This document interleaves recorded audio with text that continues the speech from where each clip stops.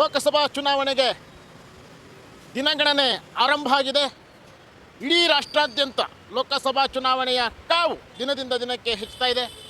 ಇದೀಗ ನಾವು ಕರ್ನಾಟಕದ ರಾಜಧಾನಿ ಬೆಂಗಳೂರಿನಲ್ಲಿರುವಂತಹ ಬೆಂಗಳೂರು ದಕ್ಷಿಣ ಲೋಕಸಭಾ ಕ್ಷೇತ್ರದಲ್ಲಿದ್ದೇವೆ.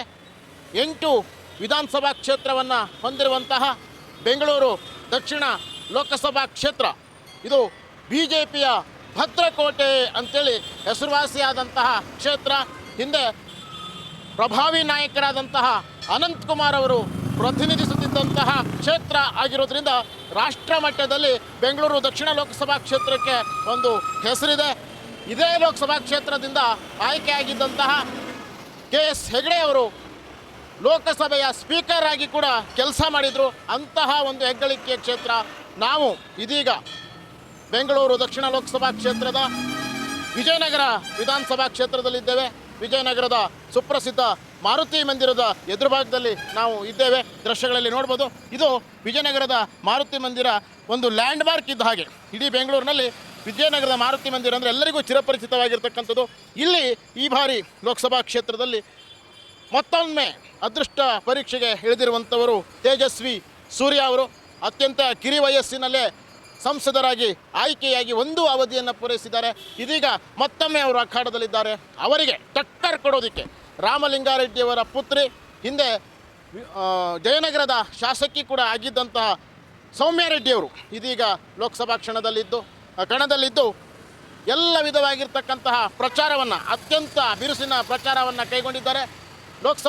ಬೆಂಗಳೂರು ದಕ್ಷಿಣ ಲೋಕಸಭಾ ಕ್ಷೇತ್ರದಲ್ಲಿ ವಾತಾವರಣ ಹಿಂದಿನ ಹಾಗೆ ಇಲ್ಲ.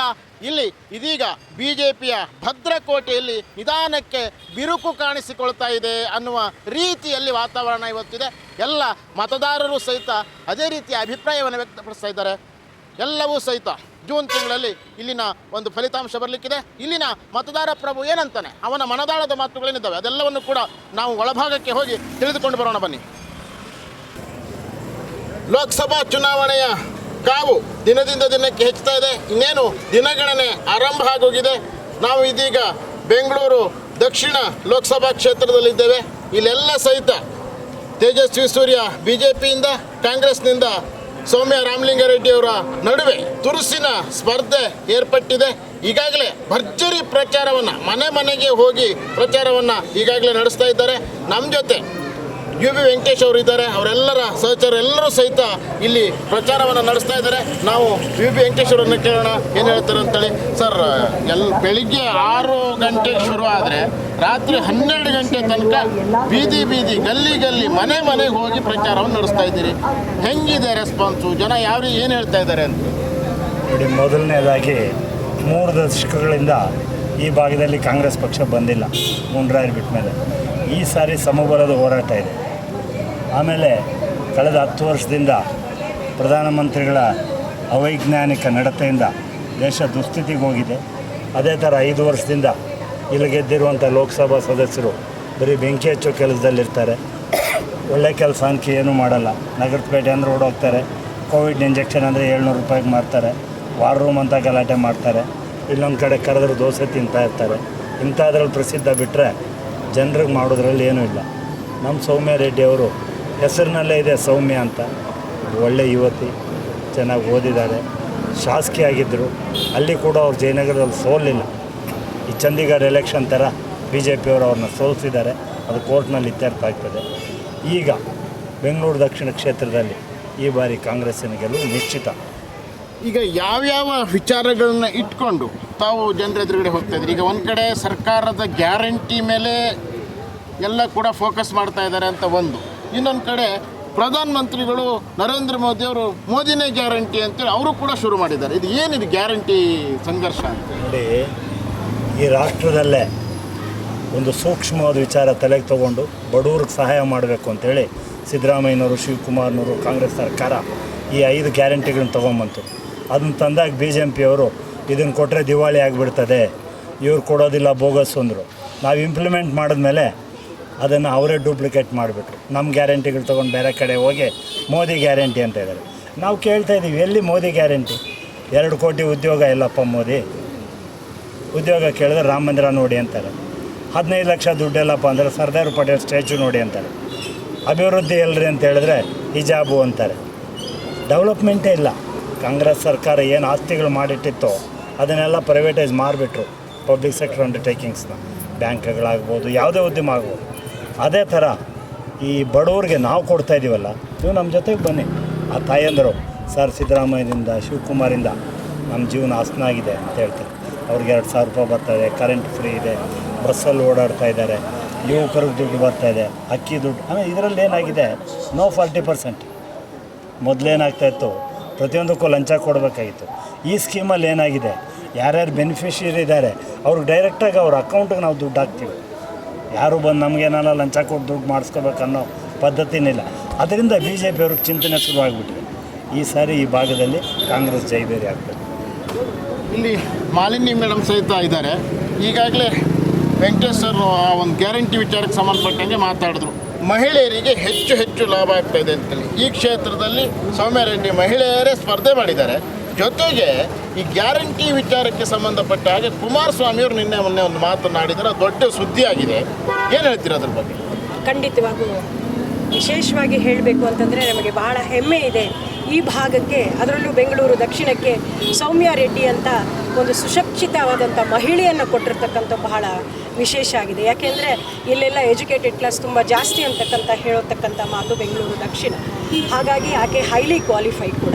ಎರಡನೇದು, ಹೆಸರಿಗೆ ತಕ್ಕಂಗೆ ಸೌಮ್ಯವಾಗಿದ್ದಾರೆ ಅಂತಕ್ಕಂಥದ್ರಲ್ಲಿ ಎರಡು ಮಾತಿಲ್ಲ. ಜನಗಳ ಜೊತೆ ಬಹಳಷ್ಟು ಚೆನ್ನಾಗಿ ಬೆರೀತಿದ್ದಾರೆ ಅಂತಕ್ಕಂಥದ್ದು ಎರಡನೇ ಮಾತು. ಮೂರನೇ ಮಾತು, ಕೋವಿಡ್ ಸಮಯದಲ್ಲಿ ಆಕೆ ಸಾಕಷ್ಟು ಜನರಿಗೆ ಹೆಲ್ಪನ್ನು ಮಾಡಿದ್ದಾರೆ. ಎಷ್ಟರ ಮಟ್ಟಿಗೆ ಅಂತಂದರೆ ಅದರ ಫಲಾನುಭವಿಗಳು ಇವತ್ತು ಅವ್ರ ಜೊತೆಯಲ್ಲೇ ನಿಂತಿದ್ದಾರೆ. ನಾಲ್ಕನೇದಾಗಿ ತಾವು ಕೇಳಿದ್ರಿ, ಗ್ಯಾರಂಟಿ ಬಗ್ಗೆ ಕೇಳಿದ್ರಿ. ಬಹಳಷ್ಟು ಜನ ರೀ, ಎಲ್ಲೇ ಹೋಗ್ರಿ ನೀವು, ಎಲ್ಲೇ ಹೋಗಿ ಕೇಳಿ ನೋಡ್ರಿ, ಮಹಿಳೆಯರು ಬಹಳ ಖುಷಿಯಾಗಿದ್ದಾರೆ. ಈಗ ನಮಗೆ ಪೇಪರ್ನಲ್ಲಿ ಬರ್ತಾ ಇದೆ, SLC PUC ಎಕ್ಸಾಮ್ ನಡೀತಿದ್ದಾಗ PUC ಆದಮೇಲೆ ಮಕ್ಕಳು ಹೇಳ್ತಾ ಇದ್ದಾರೆ ಕೊಡ್ತಕ್ಕಂಥ 2,000 ರೂಪಾಯಲ್ಲಿ ನಮ್ಗೆ ಭಾಳ ಹೆಲ್ಪ್ ಆಗಿದೆ ಓದೋಕ್ಕೆ ಅಂತ ಹೇಳ್ತಾ ಇದ್ದಾರೆ. ಹಾಗೆ ಕೂಡ ಮಹಿಳೆಯರಿಗೂ ಬಹಳಷ್ಟು ಖುಷಿ ಇದೆ.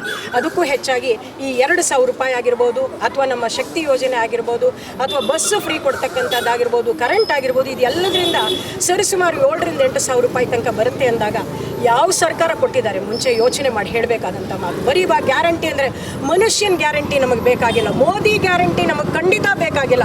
ನಮಗೆ ಬೇಕಾಗಿರ್ತಕ್ಕಂಥದ್ದು ಬಡವರಿಗೆ ತಲುಪಬೇಕಾದಂಥ ಎಲ್ಲ ಸವಲತ್ತುಗಳನ್ನು ಕೊಡ್ತಕ್ಕಂಥ ಕಾಂಗ್ರೆಸ್ ಸರ್ಕಾರ ಬೇಕು ಅಂತಕ್ಕಂಥದ್ದನ್ನು ಈಗಾಗಲೇ ನಾವು ತಿಳಿಪಡಿಸ್ಬಿಟ್ಟಿದ್ದೀವಿ. ಕೊನೆಯದಾಗಿ ನೀವು ಕೇಳಿದ್ರಿ ಕುಮಾರಸ್ವಾಮಿ ಅವರು ಆಡಿದಂಥ ಮಾತು, ನಾನೊಬ್ಬಳು ಹೆಣ್ಣುಮಗಳಾಗಿ ಅವ್ರ ಬಗ್ಗೆ ಮಾತಾಡೋಕ್ಕೆ ಬಹಳ ಹಿಂಸೆ ಅಂತ ಅನಿಸುತ್ತೆ. ಆಡಬಾರ್ದಾಗಿತ್ತು. ಒಬ್ಬ ಮಾಜಿ ಮುಖ್ಯಮಂತ್ರಿಯಾಗಿ ಕರ್ನಾಟಕ ರಾಜ್ಯ ಇರ್ತಕ್ಕಂಥ ಅದ್ಭುತವಾದಂಥ ಈ ಒಂದು ನಾಡಿನಲ್ಲಿ ಅಂಥ ಮಾತು ಒಬ್ಬ ವ್ಯಕ್ತಿ, ಅದು ಮಾಜಿ ಮುಖ್ಯಮಂತ್ರಿ ಆದವರಂಥ ಬಾಯಲ್ಲಿ ಇಂಥ ಮಾತು ಬರಬಾರ್ದಾಗಿತ್ತು. ಇದು ಮಹಿಳೆಯರಿಗೆ ಖಂಡಿತವಾಗೂ ಆಗಿರ್ತಕ್ಕಂಥ ಅವಮಾನ. ಈ ಚುನಾವಣೆ ಆಗೋವರೆಗೂ ನಾವು ಆ ಸಬ್ಜೆಕ್ಟ್ ಖಂಡಿತ ಇಟ್ಕೋತೀವಿ. ಮಹಿಳೆಯರು ಎಲ್ರಿಗೂ ಕೂಡ ದುಃಖ ಆಗಿದೆ. ಕಾಂಗ್ರೆಸ್ ಸರ್ಕಾರ ಸದಾಕಾಲ ಜನರ ಪರವಾಗಿ, ಅದರಲ್ಲೂ ವಿಶೇಷವಾಗಿ ಮಹಿಳೆಯರ ಪರವಾಗಿ ಇರ್ತಕ್ಕಂಥದ್ದು. ಹಾಗಾಗಿ ಅವ್ರು ಕೊಡ್ತಕ್ಕಂಥ ಸವಲತ್ತುಗಳನ್ನೆಲ್ಲವನ್ನೂ ಕೂಡ ಉಪಯೋಗಿಸ್ಕೊತಿರೋ ಕಾಲದಲ್ಲಿ ಹೊಟ್ಟೆ ಕಿಚ್ಚಿಗೋ ಇನ್ನೇನಕ್ಕೆ ಹೇಳಿದ್ದಾರೆ ಅನ್ನೋದು ಗೊತ್ತಿಲ್ಲ. ಖಂಡಿತವಾಗೂ ಅವ್ರ ಮಾತನ್ನು ಖಂಡಿಸ್ತೀವಿ. ಈ ಭಾಗದಲ್ಲಿ ಸೌಮ್ಯ ರೆಡ್ಡಿಯವರು 1 ಲಕ್ಷ ಚಿಲ್ಲರೆ ಅಂತರದಲ್ಲಿ, ಹೆಚ್ಚಿನ ಮತಗಳ ಅಂತರದಲ್ಲಿ ಭರ್ಜರಿಯಾದಂಥ ಗೆಲುವನ್ನು ಸಾಧಿಸ್ತಾರೆ ಅಂತಕ್ಕಂಥದ್ದು ನಮ್ಮೆಲ್ಲರ ಆಗ್ರಹ. ಮೋದಿರವರು ಮತ್ತು BJPಯವರು ಪದೇ ಪದೇ ಹಿಂದುತ್ವ ಮತ್ತು ಹಿಂದೂ ಧರ್ಮದ ರಕ್ಷಕರು ನಾವೇ ಅಂತ ಹೇಳ್ತಾ ಇದ್ದಾರೆ. ಅವರಲ್ಲಿ ನಮಗೆ ಒಂದು ಕೆಲವು ಪ್ರಶ್ನೆಗಳಿದೆ. ಈ ದೇಶದ ಪ್ರಥಮ ಪ್ರಜೆ ರಾಷ್ಟ್ರಪತಿಗಳು. ದೇಶದ ಪಾರ್ಲಿಮೆಂಟ್ ಭವನದ ಉದ್ಘಾಟನೆ ಶಂಕುಸ್ಥಾಪನೆ ಮಾಡಬೇಕಾದ್ದು ರಾಷ್ಟ್ರಪತಿಗಳು. ಅದೇ ರೀತಿಯಲ್ಲಿ ಪಾರ್ಲಿಮೆಂಟ್ ಭವನದ ಉದ್ಘಾಟನೆ ಮಾಡಬೇಕಾದ್ದು ರಾಷ್ಟ್ರಪತಿಗಳಾಗಿತ್ತು. ಆದರೆ ಪಾರ್ಲಿಮೆಂಟ್ ಭವನದ ಶಂಕುಸ್ಥಾಪನೆ ಆದಾಗ ರಾಮನಾಥ್ ಕೋವಿಂದ್ ಅವರು ರಾಷ್ಟ್ರಪತಿಗಳಾಗಿದ್ದರು. ಅದೇ ರೀತಿಯಲ್ಲಿ ಮೊನ್ನೆ ಪಾರ್ಲಿಮೆಂಟ್ ಭವನದ ಉದ್ಘಾಟನೆ ಆದಂಥ ಸಂದರ್ಭದಲ್ಲಿ ಶ್ರೀಮತಿ ದ್ರೌಪದಿ ಮುರ್ಮುರವರು ರಾಷ್ಟ್ರಪತಿಗಳಾಗಿದ್ದರು. ಇವರು ಹಿಂದೂ ಧರ್ಮದ ಬಗ್ಗೆ, ದಲಿತರ ಬಗ್ಗೆ ಇಷ್ಟೆಲ್ಲ ಮಾತನಾಡೋರು ರಾಷ್ಟ್ರಪತಿ ಭವನದ ಮತ್ತು ಪಾರ್ಲಿಮೆಂಟ್ ಭವನದ ಶಂಕುಸ್ಥಾಪನೆ ಮತ್ತು ಉದ್ಘಾಟನಾ ಸಮಾರಂಭಕ್ಕೆ ಯಾಕೆ ಕರೀಲಿಲ್ಲ? ಬಹುಶಃ ಅವರು ದಲಿತರು ಅನ್ನೋ ಕಾರಣಕ್ಕೆ ಕರೆದಿಲ್ವೇನೋ. ಮತ್ತು ಇನ್ನೊಂದು ಹೇಳ್ತಾರೆ, ರಾಮ ಮಂದಿರದ ಶಂಕುಸ್ಥಾಪನೆ ಸಂದರ್ಭದಲ್ಲೂ ಸಹ ರಾಮನಾಥ್ ಕೋವಿಂದ್ ಅವರಿದ್ದರು, ಅವ್ರನ್ನ ಕರೀಲಿಲ್ಲ. ಮತ್ತು ರಾಮ ಮಂದಿರದ ಉದ್ಘಾಟನೆಯ ಸಂದರ್ಭದಲ್ಲೂ ಸಹ ನಮ್ಮ ಮುರ್ಮುರವ್ರನ್ನ ಕರೀಲಿಲ್ಲ. ಇವ್ರ ಉದ್ದೇಶ ಇಷ್ಟೇ. ಇದೆಲ್ಲ ಕೇವಲ ಬೂಟಾಟಿಕೆ ಮಾತುಗಳು. ಈ ದೇಶದಲ್ಲಿ ಏನಾದರೂ ದಲಿತರು ಮತ್ತು ಹಿಂದುಳಿದ ವರ್ಗದವರು, ವಿಶೇಷವಾಗಿ ಹಿಂದೂ ಧರ್ಮದಲ್ಲಿರುವಂತಹ ಅಲ್ಪ ನೊಂದಂತಹ ಜನ, ಶೋಷಿತರು ಯಾರಿದ್ರೆ ಅವರಿಗೆ ಸಹಾಯ ಇದು ನಮ್ಮ ಭಾರತ ದೇಶ ಕೊಟ್ಟಂಥ ಸಂವಿಧಾನದ ಆಶಯಗಳ ಅಡಿಯಲ್ಲಷ್ಟೇ ದಲಿತರು, ಹಿಂದುಳಿದ ವರ್ಗದವರು ಇವತ್ತು ಜೀವನವನ್ನು ಮಾಡುವಂಥ ಮತ್ತು ಗೌರವದ ಬದುಕನ್ನು ಮಾಡುವಂಥ ವ್ಯವಸ್ಥೆ ಇದೆ. BJಪಿಯವರು ಹೇಳೋದೆಲ್ಲ ಪೊಳ್ಳು. ಒಂದು ಹಿಂದುತ್ವದ ನಿಜವಾದಂಥ ಯಾವುದೇ ರೀತಿ ಕಾಳಜಿ ಅವರಿಗೆ ಬಡವರು ಮತ್ತು ಹಿಂದುಳಿದ ವರ್ಗದವರು ದಲಿತರ ಮೇಲೆ ಇಲ್ಲ. ಈ ಕರ್ನಾಟಕ ರಾಜ್ಯದಲ್ಲಿ ಒಂದು ಪದೇ ಒಂದು ಮಾತು ಹೇಳ್ತಾರೆ, ಕರ್ನಾಟಕದಲ್ಲಿ ಸಿದ್ದರಾಮಯ್ಯ ಸರ್ಕಾರ ಬರೀ ಮುಸ್ಲಿಮರು ಓಲೈಸ್ತಾ ಇದೆ ಅಂತ. ಅವರಲ್ಲಿ ಒಂದು ಪ್ರಶ್ನೆಯನ್ನು ಕೇಳಬೇಕಾಗತ್ತೆ. ಈ ರಾಜ್ಯದಲ್ಲಿ ಸಾವಿರಾರು ಇಂದಿರಾ ಕ್ಯಾಂಟೀನ್ಗಳು ಓಪನ್ ಮಾಡಿದ್ದೀವಿ. ಆ ಇಂದಿರಾ ಕ್ಯಾಂಟೀನಲ್ಲಿ ಊಟ ಮಾಡ್ತಿರೋರು ಕೇವಲ ಒಂದು ಧರ್ಮದವರು ಅಥವಾ ಹಸಿರುವಂಥ ಎಲ್ಲ ಧರ್ಮದವರು ಯೋಚನೆ ಮಾಡಬೇಕು. ಅದೇ ರೀತಿಯಲ್ಲಿ ಶಾಲೆಗಳಲ್ಲಿ ಲಕ್ಷಾಂತರ ಮಕ್ಕಳು ಇವತ್ತು ಕ್ಷೀರಭಾಗ್ಯ ಯೋಜನೆ ಅಡಿಯಲ್ಲಿ ಹಾಲು ಕುಡಿತಾ ಇದ್ದಾರೆ. ಆ ಮಕ್ಕಳಲ್ಲಿ ಯಾರು ನಾವು ಧರ್ಮದ ಭೇದ ಭಾವ ಮಾಡಿದ್ದೀವ? ಅದೇ ರೀತಿಯಲ್ಲಿ ಬಸ್ಸಲ್ಲಿ ಓಡಾಡ್ತಾ ಇದ್ದಾರೆ ಶಕ್ತಿ ಯೋಜನೆಯಲ್ಲಿ. ಆ ಹೆಣ್ಮಕ್ಳೆಲ್ಲ ಹೋಗ್ತಿರೋದೆಲ್ಲ ಹೆಚ್ಚಿನ ನಮ್ಮ ಹಿಂದೂ ದೇವಾಲಯಗಳಿಗೆ. ಅಲ್ಲಿ ಯಾವ ರೀತಿ ಒಂದು ಧರ್ಮದ ಓಲೈಕೆ ಆಗಿದೆ? ಅದೇ ರೀತಿಯಲ್ಲಿ ಅನ್ನಭಾಗ್ಯ ಯೋಜನೆಯಲ್ಲಿ ಅಕ್ಕಿ ದುಡ್ಡು ಪಡಿತಿರೋರು ಎಲ್ಲ ಧರ್ಮದವರು ಇದ್ದಾರೆ. ಮನೆಯಲ್ಲಿ ವಿದ್ಯುತ್ ಸಂಪರ್ಕ ಪಡಿತಿರೋರು ಎಲ್ಲ ಧರ್ಮದವರು ಇದ್ದಾರೆ.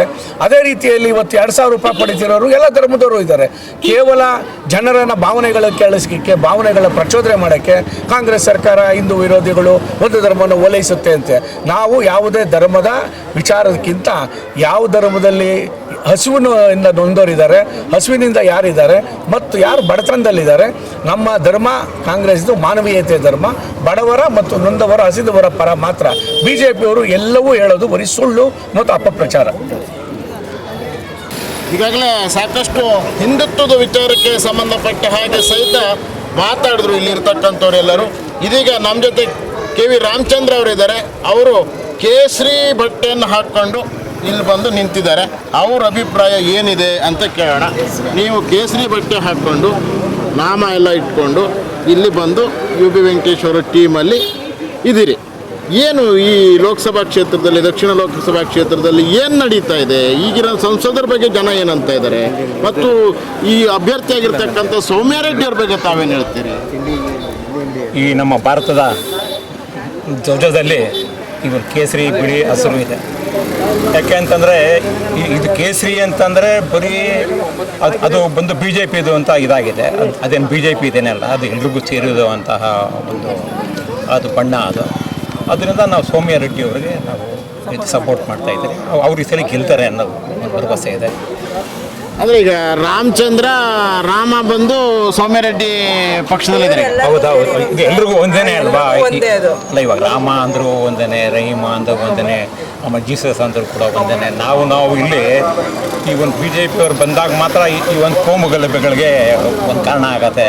ಬರೀ ಇದು ಹಿಂದೂ, ಅವನು ಮುಸ್ಲಿಮು ಅಂತ ಒಂದು ಭಾವನೆಗಳು ಬರುತ್ತೆ. ನೋಡಿ, ಇವತ್ತು ಇದು ರಾಮನವಮಿ, ಇದು ಎಲ್ಲರೂ ಮಾಡಿದ್ದಾರೆ. ಏನು ಬರೀ ಬಂದು ಇದು ಇವರು ಮಾತ್ರ ಮಾಡಿಲ್ಲ, ಯಾರು ನಮ್ಮ ಇದು BJಪಿಯವ್ರು ಮಾತ್ರ ಮಾಡಿಲ್ಲ, ಇದು ಎಲ್ಲರೂ ಮಾಡಿದ್ದಾರೆ.